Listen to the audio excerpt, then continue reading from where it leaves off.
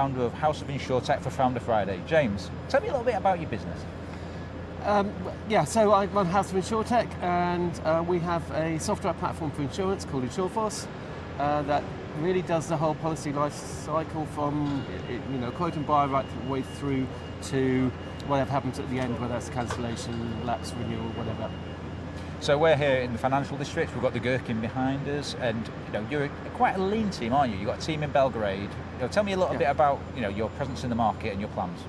Yeah, so we are small, maybe perfectly formed. So our development business, which we own, is in Belgrade.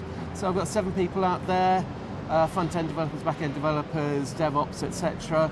And we're really supported by 3 people in London, normally kind of out of WeWork on Leadenhall Street here. And kind of in London, we're really a combination of both technology, which is probably my background, and insurance, which is my kind of co-founder Nigel's background. Tell me a little bit about what drives you as an entrepreneur, because you've got a very varied background, haven't you? Yes. No, I have done lots of things over the years. I mean, kind of, it's customer experience.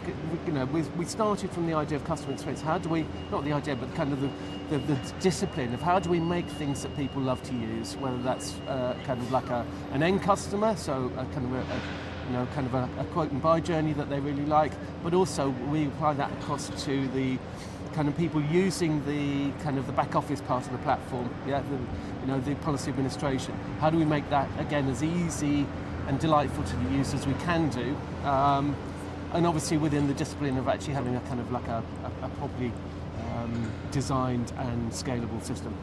So you're 68 years of age, if you don't mind me bringing that up on camera. Thanks. What is it that keeps driving you as you approach retirement? You've got no plans to retire, have you? Yeah, no. This is a difficult thing. I still don't feel 65. I still feel sort of probably in my late 20s. So kind of, and age is an irrelevant number. What drives me is I really like doing what I'm doing. I'm learning all the time. We're improving all the time. Every day there's new stuff, and everybody thinks insurance is really boring. I still every day learn new things about insurance.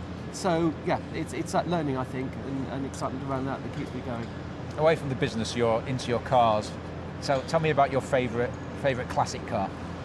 Yeah, well, it's a tricky one. I don't have so much a favourite, but of the cars I've owned, probably it's like the Jensen Interceptor was probably the highlight. Had that for about 15 odd years or so, and that was a fantastic car. I don't have it now, thank God, because there's no way I could afford the petrol. And you have good memories of driving around the south of France in it? Yeah, no, absolutely.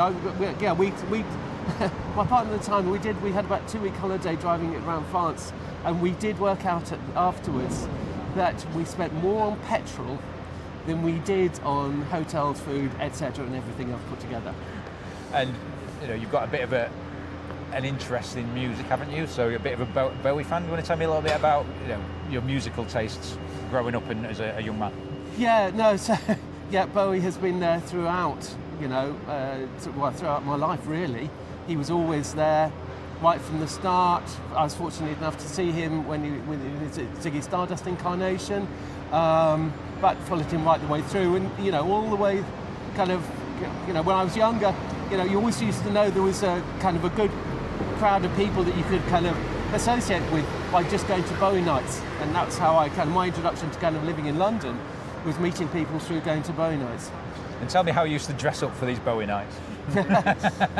Yeah, well, for my sins, I was part of that the kind of the Blitz generation. So I was kind of like used to go to Blitz every Tuesday and dressing.